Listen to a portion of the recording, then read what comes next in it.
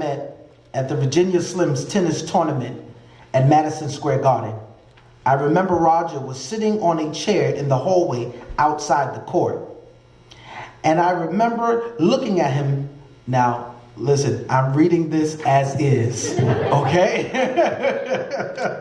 In front of business, you learn, do what you are told. I'm reading this as is. I remember looking at him pissed because they wouldn't let me back onto the court. He was like, "What's the matter?" And I told him, I'm sorry, just a little low. He looked at me, "What's the matter?" And I told him, and he says, "Leave them alone. Don't make the waves. It's not worth the headache. You'll get out there eventually." And then he changed the subject and went to cameras. From that day, it started a 35-year friendship. Roger became a friend, a father figure, and a family member.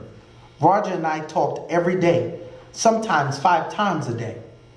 Most of the time, his mom answered the phone. His mom was so sweet. I had some great conversations with her before I got to talk to him. Roger and I will go to many assignments together, mostly paid assignments, but also a lot of assignments that we just wanted to go to because we wanted to be there. Because why not? I was new to the business, so I went along to learn. We went to breaking news, celebrity events, parades, and press conferences.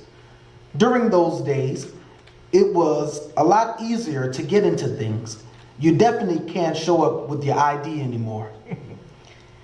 As I got older and more established in my career, Roger became more of a father figure. He would call me and say, "How did it go?" I would say, "All right, I guess." "What do you mean, all right? With all that effing gear you have, just all right?" And then that signature laugh. And of course, I tried to explain, but there was no explaining. For Roger, it was no effing excuse in this man. And then he would analyze what I did wrong and why I should have done it this way instead.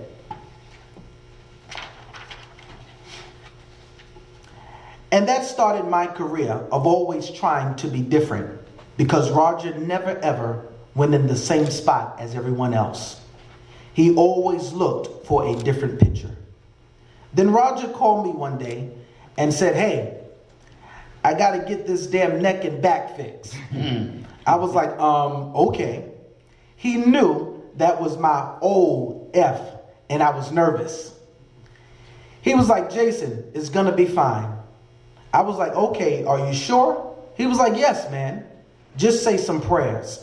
After surgery, Roger's goal was to come back to work and do the same shit he did for I don't even know how many years. Of course, he would call me every day to see what I was doing, and I would tell him. And he would bust. Nah, I'm going to say that. He would bust me every day. Y'all get it, right? Sometimes he would call me and leave messages, and I swear he would just leave a message just because he can bust me. "Jason, why did so-and-so cover this assignment and not you? You're the sportsman.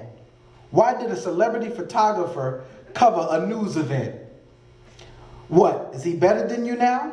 I thought I taught you enough." And he would laugh and hang up. And this went on for about 2 years. I remember going to Brooklyn to see him, and he was walking with a walker, but trying to still shoot. Okay, that's that word. To shoot, sorry. Still playing with those cameras and still scanning in a lot of his photos. He went to lunch across the street from his apartment, and he said, "Jason, I want to cover the US Open this year." I was like, "Really?" He was like, "Yeah, man." I was like, "All right, well, let me know, and I would tell the guys at Canon to try to get you some loaner gear." He was like, "Yeah, man, I need to get back." I was like, "F, you do. Go slow, day by day, man. I remember him calling me and telling me he was going to treatment and to have some procedure done on his hand.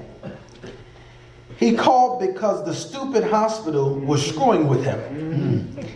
And he said, when I go in, I will let you know. He never called me. And I called and left him a message. Jared called me and said, Jason, Roger had a stroke. I was heartbroken.